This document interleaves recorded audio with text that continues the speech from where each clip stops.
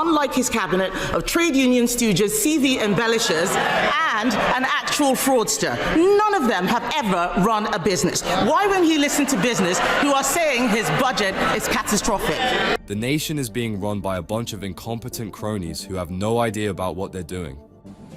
So Labour won't change anything. The Prime Minister himself once said that there is a racist undercurrent which permeates all immigration law.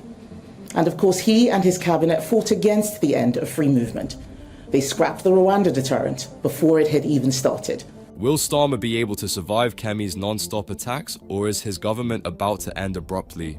Is a government that is run by people who try and use the legal system to hide. They try and use rules and regulations to duck from the job that they're supposed to be doing. Standing on a hill of broken promises, Labour is on borrowed time, and Starmer's latest blunder will end everything. Mr. Speaker, the Prime Minister talks about immigration. I think it's probably a good time to remind him that he was the one writing letters asking us not to deport foreign criminals. And he and his party voted against every single measure that we put in place to try and limit immigration. Starmer messed up the moment he started talking about immigration, pretending to be an all-righteous savior while actively messing things up further. Kemi predicted this and, in fact, already mentioned Starmer's intentions in her speech earlier. Things immediately start heating up, and Kemi pushes Starmer to the point of a mental breakdown, especially about his former transport secretary, who turned out to be the worst possible person to hire. Really, you wouldn't believe how bad Labour is when it comes to hiring people. Yesterday, the Prime Minister knowingly appointed a convicted fraudster to be his transport secretary. What was he thinking? Mr. Speaker, the previous Transport Secretary was right when further information came forward to resign. What a marked contrast to behaviour in the last 14 years. Starmer was left speechless. He had no idea what to do and immediately resorted to his normal tactics. Giving a wishy-washy answer, Starmer expected Kemi and everyone else to just forget about his hiring mistake. Really not a good look when the Prime Minister is appointing frauds. He tried to deflect the questions and change the topic, but Sir Softy isn't getting off the hook so easily. Kemi proceeds to completely humiliate him in the entire Parliament, while Starmer bumbles around trying to save himself. Mr. Speaker, he's obfuscating, but I'm going to keep him on the topic. He owes the House an explanation. He said that the former Transport Secretary was only asked to resign after further information came to light. What is that? What was that further information? I'm not going to disclose private conversations. Makes you wonder, what other secrets have Labour been hiding that they're so ashamed of revealing? In fact, some very interesting things about the Southport case have surfaced that could be the final straw for Starmer's resignation. Kemi has made her point. Starmer hired a fraud, and only after the whole thing was exposed did he make that person resign. It seems that Sir Softy is being soft on morals and integrity too now. Mr. Speaker, I'm not asking about migration. I'm asking about the former Transport Secretary. He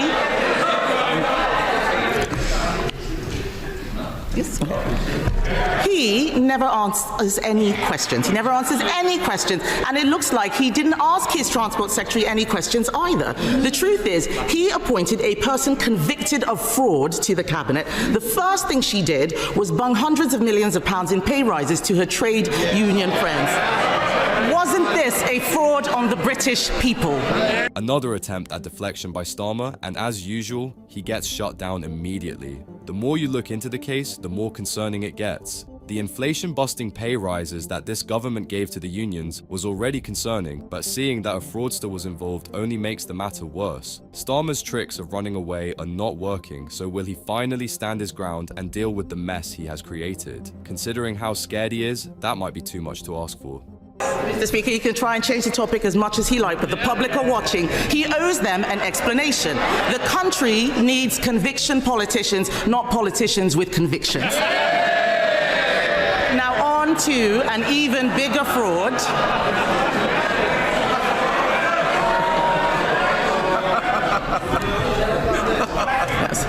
Now on to an even bigger fraud, the budget. Last week, the Prime Minister failed to repeat the Chancellor's pledge of no more borrowing and no more taxes. It is obvious that they are coming back for more. The public is demanding honesty, transparency, and genuine explanations. All of these things are what Starmer campaigned for during the elections, and it seems that he only did so to gain votes. So far, he has shown no desire to actually deliver on the many promises he made. Perhaps the biggest fraud is the new budget Starmer and Rachel Reeves cooked up, and it only exposes them as incompetent. Unfortunately for them, they can't fiddle with the rules to get away with this. Mr. Speaker, I saw the OECD report, and what it said was that they will be coming back for more taxes. And I think the whole House would have heard him fail to repeat his own pledge. He can't even repeat the pledges that he made just a few weeks ago. We are here to stop him from damaging the economy, and that is why... The damage to the economy has already been done. The nation is reeling from the consequences that Starmer's policies will bring. Judging by how things are going, the economy will become a chaotic mess if this lot is left free to do whatever they want. For obvious reasons, we cannot allow that. Mainly because why would anyone trust Labour after all those broken pledges and dishonesty? Even Starmer can't remember the promises he made to the public. Mr. Speaker, they are laughing the same way they all laughed during the budget when they talked about raising NI. They have no idea what people out there are dealing with. And that is why yesterday we voted against his damaging jobs tax. Even former supporters, Chef Tom Carriage, who endorsed Labour at the election, said that the budget was catastrophic.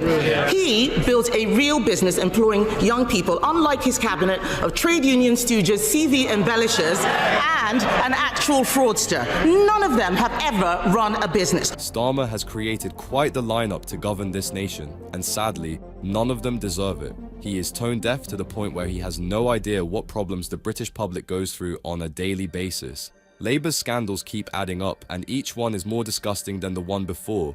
We started with two tier here, Rachel Reeves lying about her CV, Angela Rayner making disgusting comments, and the general incompetence of the Labour Party. It's as if they're all trying to outdo each other in terms of hypocrisy. Starmer has been a monumental failure for this nation, and the stats only prove this point. Mr. Speaker, the fact is the Prime Minister has discarded his own Labour leadership promises. He's dropped the 5 missions he said would define his government. He's ditched his pledge to make Britain the fastest growing economy in the G7. We left office with UK the fastest growing economy in the G7. And business is saying he has damaged the economy with his budget. Tomorrow he's going to have an emergency reset, Mr. Speaker, just 5 months into his premiership. But why should anyone believe a word he says? Starmerism at its peak. Make a billion promises and then fail to deliver on each and every single one of them. They lied to win the elections and made all those supposed pledges. Starmer's manifesto is nothing but a joke at this point, and it's clear that nobody is happy with him anymore. Just look at the state of immigration, it's a disgraceful mess, and the reality of the matter is much more appalling. Tomorrow, immigration figures will be released that should show a drop in net migration. This is because of the changes we made in the last year of the Conservative government. The figures we saw for 2023 were astonishing. They highlighted a big problem we must be honest about. Even if we see a decline in tomorrow's data, the fact is immigration, both legal and illegal, is too high.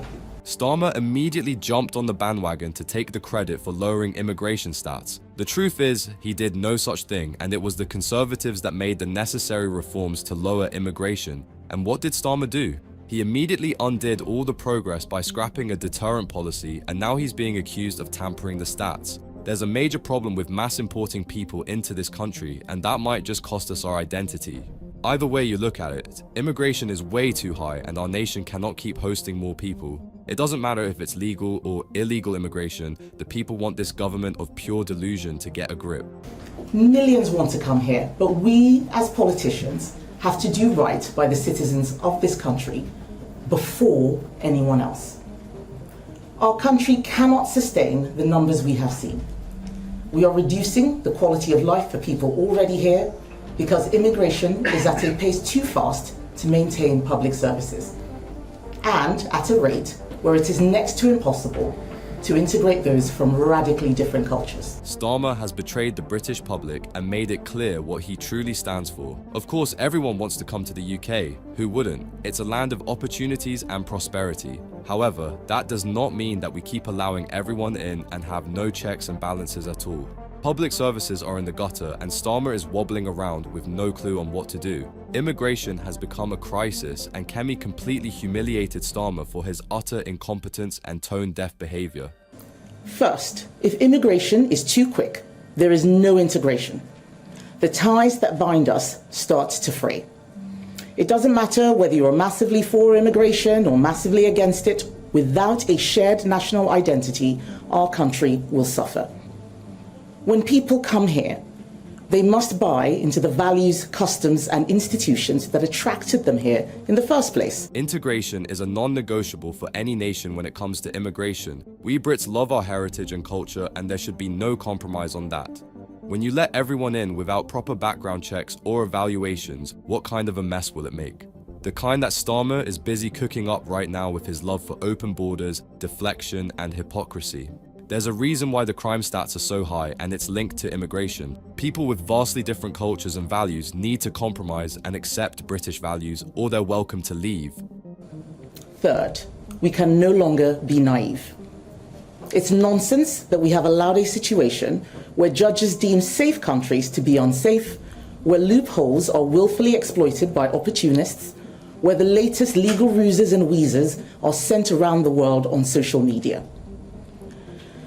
Now, as I have said, tomorrow's figures will likely show a reduction in net immigration, and no doubt the new government will try to take credit for that reduction. Kemi was generous in calling Starmer and his government naive. She wouldn't be wrong to completely bash them as good-for-nothing dead weight that are destroying this nation, one horrible policy at a time.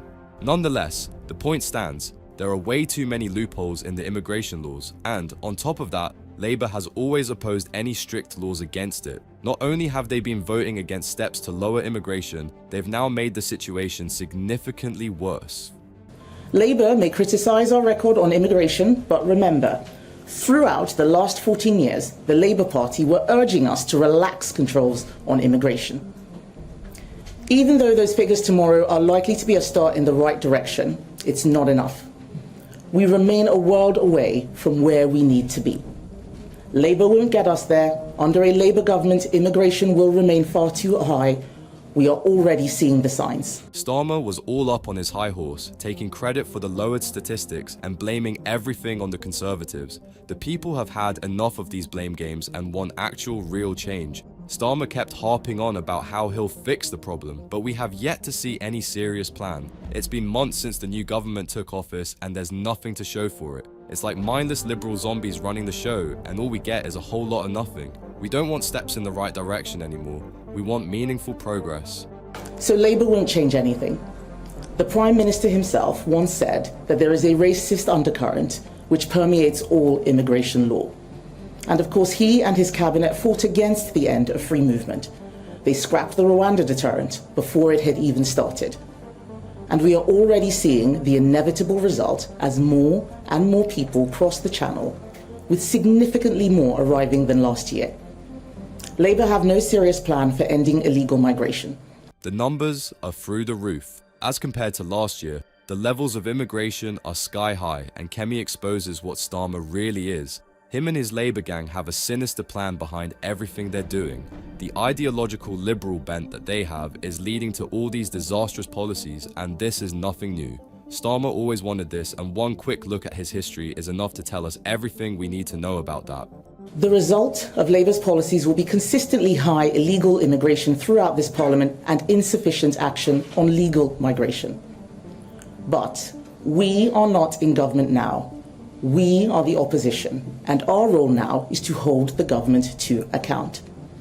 Our government's primary responsibility must be to its own citizens. The Tories messed up, but the difference is that they're honest enough to admit it. Kemi Badenoch is clear on one thing: they'll hold Labour to account. Starmer won't be able to run around and pass whatever nonsense policy he wants to without consequences. The Brits are beyond furious at everything he has done so far, and many are already demanding his resignation. How much more can Starmer take before the inevitable mental breakdown comes? And in designing our detailed policies, we will put the following elements at the core. A strict numerical cap with visas only for those who will make a substantial and clear overall contribution. A fully transparent approach, publishing all the data so that for the first time, everyone can see the real costs and benefits of different types of migration.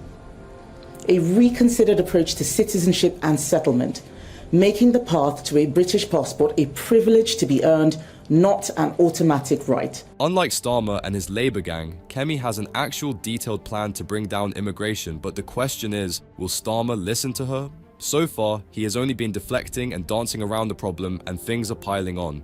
None of this is rocket science, it's a rather simple approach, and that just goes to show that Labour could have taken these steps whenever they wanted. Sadly, they were too busy getting freebies and making your life miserable. Make no mistake, it's not just immigration that Starmer gets destroyed on. Kemi has harsher words for the economic mess he's been creating. What Rachel Reeves did was extraordinary. Rishi Sunak gave a brilliant takedown of what they had said. They were dishonest during the election campaign. They have fiddled the fiscal rules to allow them to borrow more. And everything that they are doing is going to make life worse for business, for those on lower wages. They're going to make it terrible for farmers with their inheritance tax changes.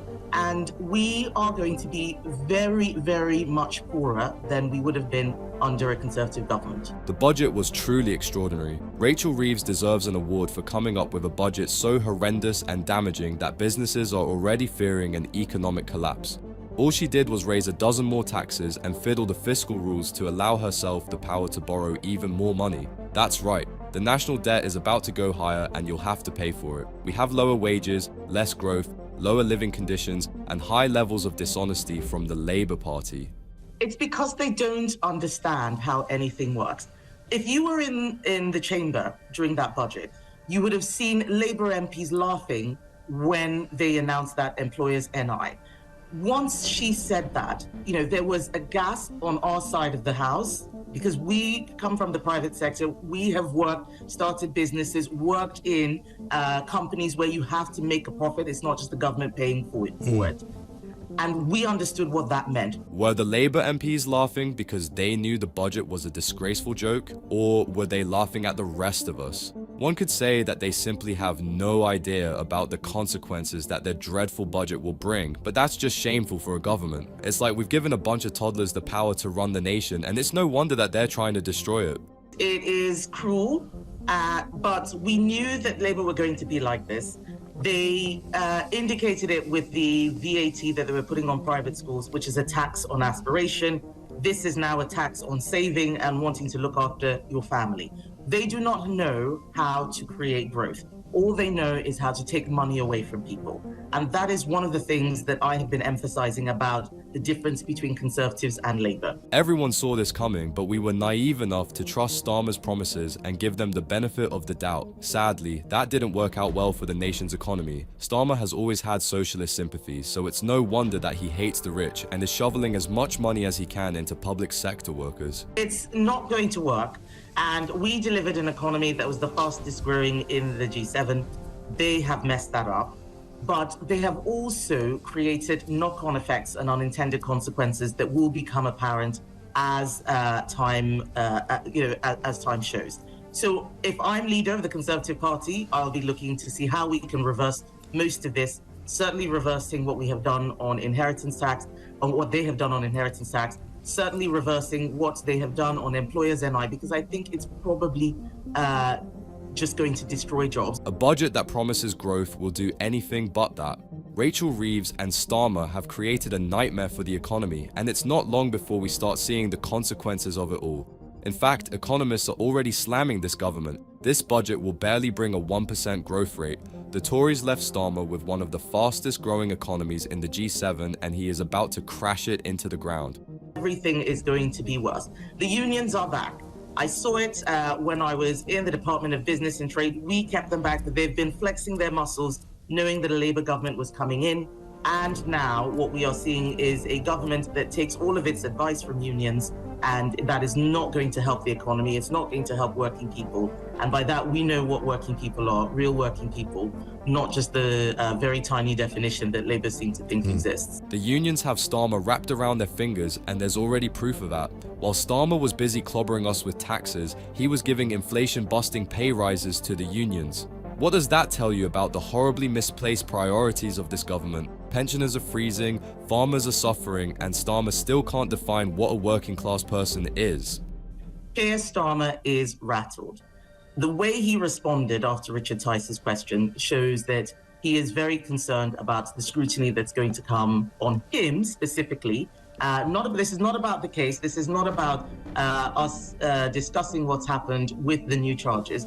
This is about him specifically, and trying to make out that anybody who's asking him questions doesn't support the police is for the birds. He's not going to get away with this sort of thing if I'm at the dispatch box. Kemi just keeps slamming Starmer into the ground, and she's not wrong. Starmer is indeed rattled. It's only natural, given how quite literally everyone is turning against Starmer. The approval ratings are in the gutter, farmers are in outrage, millions are signing petitions to boot him out of government. Things are not looking good for Sakir. It seems that Starmer and his Labour gang are on borrowed time now.